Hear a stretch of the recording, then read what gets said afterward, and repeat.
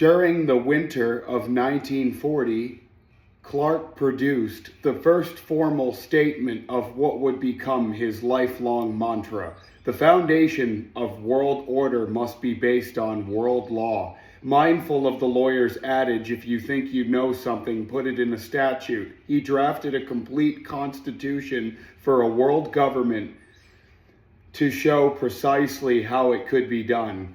He circulated the document privately, but Germany invaded Norway on April 9, 1940, before Clark's work could be published. Clark turned down his attention to the war effort and put world law on temporary hold. But while his peace plan was deferred, it in no way lost importance for him. Clark had the too rare ability to hold two or more large, seemingly contradictory ideas in his mind at the same time without compromising either. In this case, he rejected the false choice between national security and international law, just as he had rejected the summarily false choice between national security and civil rights with his Bill of Rights Committee.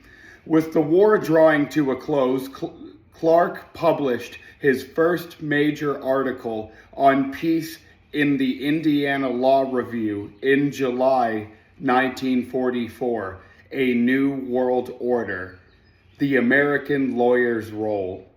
The article was widely reprinted with copies sent to President Roosevelt, Secretary of State Cordell Hull, Secretary of War Stimson, Soviet Ambassador Andrei Gromyko, and others. It laid out Clark's four major principles for an effective global peacekeeping organization that never essentially changed. Include everyone, membership should be universal or at least not exclude any major power. Make it fair, representation should be weighted and balanced, taking into account population, economic output, and other relevant factors with no veto. Limit its power, strictly limit the organization's powers, preventing war and providing for the common defense with all other political, economic, and social powers retained by the individual member states. Do it now, make the transition to such an organization as rapidly as possible with the evidence and memory of while the evidence and memories of war's carnage are still fresh, lest people forget. A month later, on August 21st, 1944, representatives of the United States, the Soviet Union, Great Britain, and China secretly gathered at Dunbarton and Oaks, a stately Georgetown mansion just 2.5 miles from the capital. They met in two separate configurations, the United States, Great Britain, and the Soviet Union, and separately the United States, Britain, and China, because the Soviet Union was still observing its 1941 non-aggression pact with Japan. Their naughty task was to establish ground rules and a preliminary framework for a brand new United Nations organization. All the major nations fighting the Axis powers had agreed to the ground rules and framework in principle as early as January 1st, 1942. The meetings were closed to the public, so delegates could speak frankly and freely on highly sensitive matters of national security and defense. This person thinks that you are in the 4th grade. Transcripts of the proceedings remained sealed until 1994. Introductory speeches by Hull and others were released to the press the next day. The other media coverage was an exclusive series of articles by the New York Times national correspondent James Reston, which later named him in a Pulitzer Prize. Reston revealed decades later that his source for the major scoop was a member of the Chinese delegation whom Reston met before the war. The delegates sequestered themselves for 6 weeks and emerged with a basic structure in place.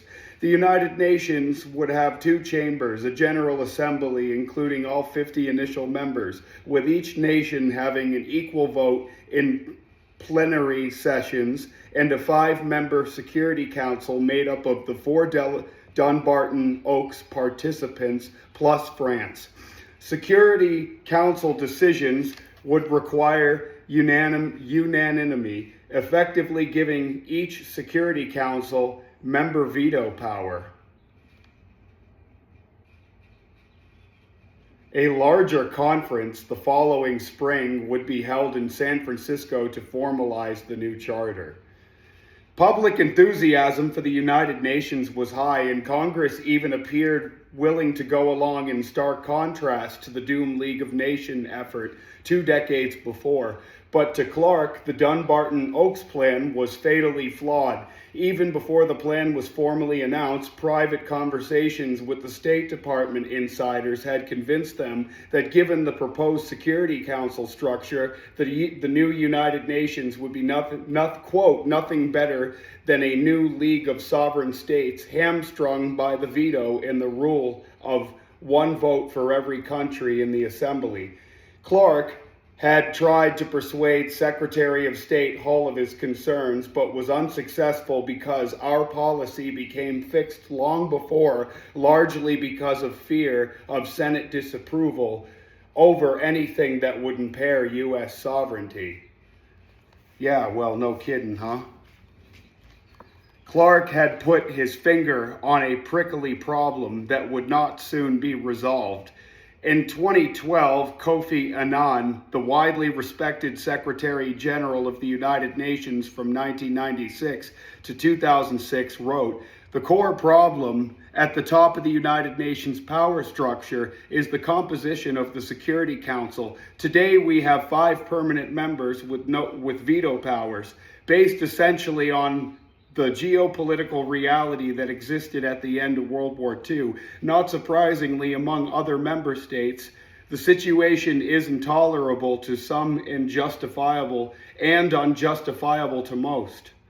Annan could be reading from Grenville Clark's diary when he concludes, for the Security Council to enjoy legitimacy in the 21st century, it needs not only effective, but also representative. Still, Clark may have been overly harsh with the security of state given the time and situation. Hull was right to consider the Senate's concerns. In fact, he had no choice. 2/3 of the senators had to ratify American participation in the United Nations, likely because of the State Department's careful groundwork. The Senate ultimately ratified the United Nations Charter without reservations, and contrary to an oft-repeated argument by world federalists, the historian Joseph Barata points out that the drafters of the United Nations Charter did not simply revive the failed League of Nations. They rethought what sort of cooperative organization might solve the world political problems and made numerous changes. The changes included binding clauses obliging states to cooperate, renunciation of both the threat of the actual use of force, bullshit, and members pledging to use peaceful means of settlement for the resolution of international disputes. To Clark, all that was irrelevant if the organization was structurally unsound, as he was convinced it was. Just 3 days after the conference began, Clark approached a newly formed internationalist group to help him influence the cloistered delegates to build a stronger framework. Among the prominent members of the American United of World Organization was Clark Eichelberger, who had close ties to FDR in the State Department. Oy vey. Clark wrote Ulrich Bell, AUWO's executive director, on August 24th, feeling strongly as I do that the Dunbarton and Oaks Conference is the wrong track and is likely to bring out a plan that is weak, inefficient, and hardly worthwhile. I urge that Americans United ought not wait until an ineffective plan is produced and then begin to oppose it or try to improve it. It might be then too late.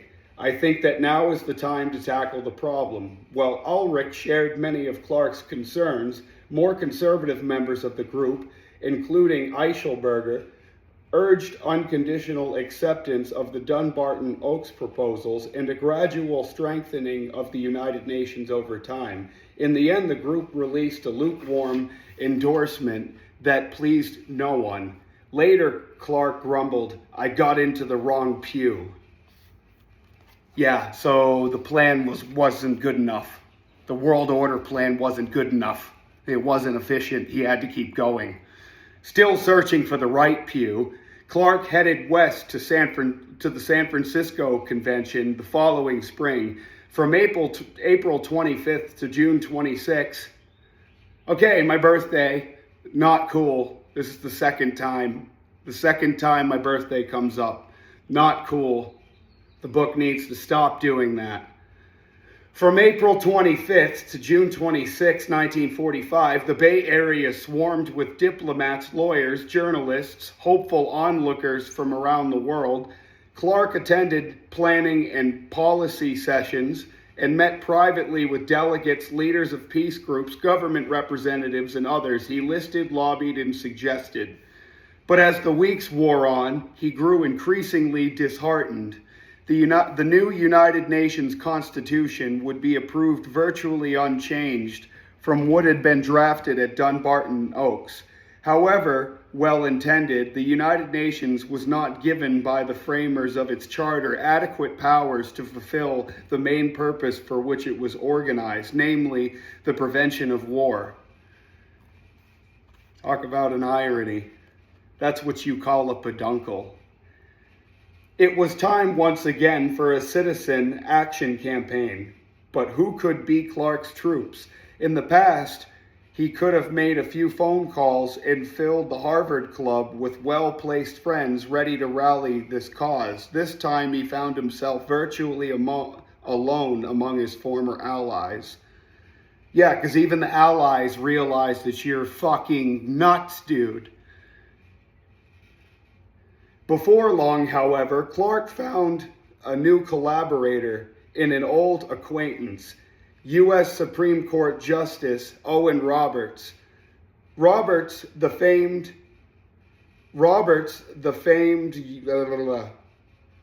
switch in time that saved 9 in the FDR court packing case, was still serving on the court, although he planned to step down once his term ended in June.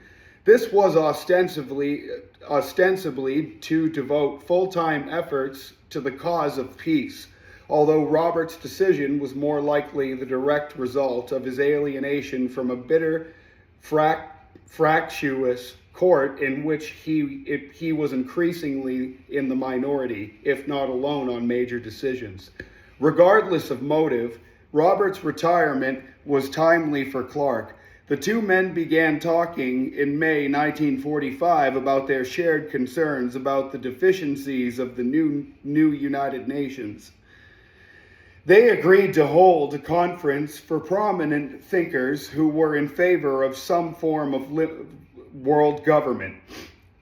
Clark offered to hold the event in Dublin. Oh great, so now the ritual is going to be held at his place in Dublin. I hope there's enough pizza and grape soda. Just kidding. October 1945, the Dublin Conference drew 48 leading educators, attorneys, business leaders, journalists, and other influential citizens for 5 full days at the Dublin Inn in Clark's hometown hamlet. Their mission to consider how to best remedy the weaknesses of the United Nations was clearly spelled out in both their formal invitations and all printed literature. Spelled, huh? The group's peace agenda got shocking emphasis when atomic bombs obliterated Hiroshima and Nagasaki on August 6th and 10th, just 2 months before the opening gavel for the conference. Grenville Clark and Owen Roberts served as conference hosts along with the former New Hampshire governor, Robert P. Bass, and the attorney Thomas Mahoney. Another notable attendee was Norman Cousins, the gifted young editor of the influential Saturday Review of Literature.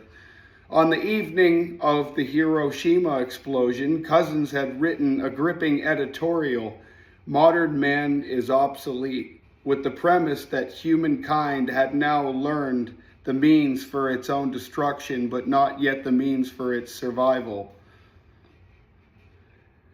To Cousins, dropping the bomb marked the violent death of one stage in man's history and the beginning of another. The Dublin group was keen to help shape the new beginning. Other conferees with big futures were the young journalist Alan Cranston, later a long-serving U.S. Senator from California, 1968 to 1992, and Kingman Brewster, a bright and idealistic former student dissident at Yale, who would be that same university's president from 1963 to 1977. Sorry, most of this history is in the fucking Stone Age. Both men of the Dublin Conference and Grenville Clark as formative influence throughout their lives. Also attending were several recent veterans fresh from the war, including Cord Meyer Jr. Meyer had already seen much in his 24 years, a generation younger than Clark, but with similar East Coast establishment credentials. Meyer came from a wealthy New York family and went to school at St. Paul's and Yale. His father was a diplomat and a real estate developer. His mother came from a wealthy coal family in Pennsylvania. Meyer was at Yale studying literature and philosophy as World War II closed in. When he heard the news of Pearl Harbor, he enlisted in the Marines and saw early awful battle as a machine gun platoon leader in the South Pacific. By the war's end, Meyer would lose his left eye, his twin brother, and too many friends. The horror and futility of combat left him deeply, permanently motivated to prevent future wars. Meyer had attended the San Francisco United Nations Conference as an aide to Delegate Harold Stassen. With elegance beyond his years, Meyer channeled his grave concerns about his structure into a compelling article for The Atlantic. A serviceman looks at the piece.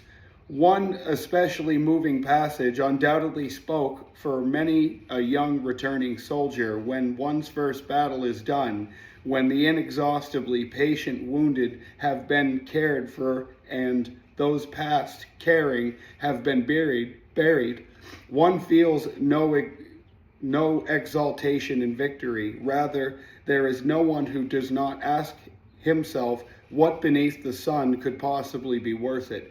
Describing the new United Nations as all we have won from the war, he urged that it be given inadequate ammunition to be a real and not just symbolic force for lasting peace. Oh, in other words, it can be fucking destroyed because it has no legal basis. Hey, good news, fellas. On October 11th, 1945, Clark delivered the keynote address. He quoted from memory passages of the doomed League of Nations Charter and the failed Treaty of Versailles. Then he went back even further to the Constitutional Convention of 1787 when the founders labored in Philadelphia to create the document that would save their frail and already fraying new democracy. The Philadelphia Convention was a recurring analogy, as in Clark's pre-conference letter to the New York Times. I emphasize we need above all imagination, a creative spirit capable of a great leap forward in the organization of a world now truly made by one modern invention.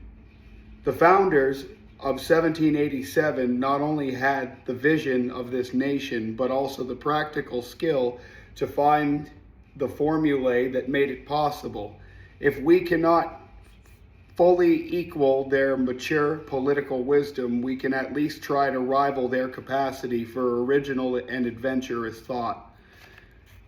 Clark passed the gavel to Owen Roberts, who read aloud a letter written for the occasion by James Conant. Speaking with unmatched authority as head of the governor's highly classified nuclear development team, against the backdrop of the recent Hiroshima and Nagasaki bombings, Conant was blunt. He stressed the urgent need to control the production and use of atomic weapons and called for the creation of an international agency with a monopoly on the possession of all atomic weapons and the means of producing them. In closing, Conant shocked many in the audience by predicting that despite official assurances to the contrary, several nations, including Russia, could shortly have the atomic bomb. The Dublin Conference had its contentious moments. The participants all agreed that some kind of world federation was needed, but they differed sharply on who should be in it. Opinion fell roughly into two philosophical camps. Owen Roberts was closely aligned with Clarence Strait, whose 1939 book, Union Now, advocated a federation of Western democracies that would essentially be a new and improved League of Nations. Clark had introduced Roberts to Strait. Clark, as previously noted, favored a more comprehensive organization made up of all the world's nations, including those that were not democracies, most specifically the Soviet Union. It was a large and important distinction. In the audience was Straightfellow Barr, president of St. John's College in Annapolis, Maryland, which he and Scott Buchanan, the dean, had recently reinvigorated with their innovative Great Books curriculum. Barr favored the Union Now approach and recalled being shocked by the speed with which the anti-Strait forces took over. Convinced that Clark was helping to get action without hearing the other side of the argument, I made some pretty biting remarks. Mr. Clark flushed and prepared for battle. Then he caught himself and made such a handsome apology, and that I felt thoroughly unjustified in my attack and thoroughly won over to him as a person. Clark's handsome apology didn't budge his own position, of course. A majority of the group agreed with him, including Cord Meyer and the other young veterans. They argued that Strait's democracy's only plan would alienate half the world, heighten East-West tensions, and inevitably lead to a disastrous arms race, which could in turn cause war. Alan Cranston agreed and countered the frequent charge that an all-inclusive world government was impossibly idealistic. He impressed his host by quoting Clark's favorite George Washington pearls from the Philadelphia Conference. "It is too probable that no plan we propose will be adopted. Perhaps another dreadful conflict is to be sustained, but if, to please the people, we offer that which we ourselves disapprove, how can't we afterward defend our work? Let us raise a standard to with which the wise and the honest can repair." The final sentence became the Dublin group's rallying cry and guiding philosophy. Justice Roberts unwittingly aided the Clark camp with an ugly, unscripted aside during the conference's penultimate night. Governor Bass, who lived nearby, had thrown a cocktail party at which Roberts became quite inebriated. The justice loudly confided within earshot of several guests that he had no use for world government with chinks and niggers, quote unquote, and anyway we'd be fighting them and the Russians in a few years. As the highest profile member of the group, a sitting member of the U.S. Supreme Court no less, any remark Roberts made carry extra weight, or in this case, created extra baggage. The veterans, in this particular, made much of the incident, and the Strait position rapidly lost ground. Emotions were high on the final day of the conference,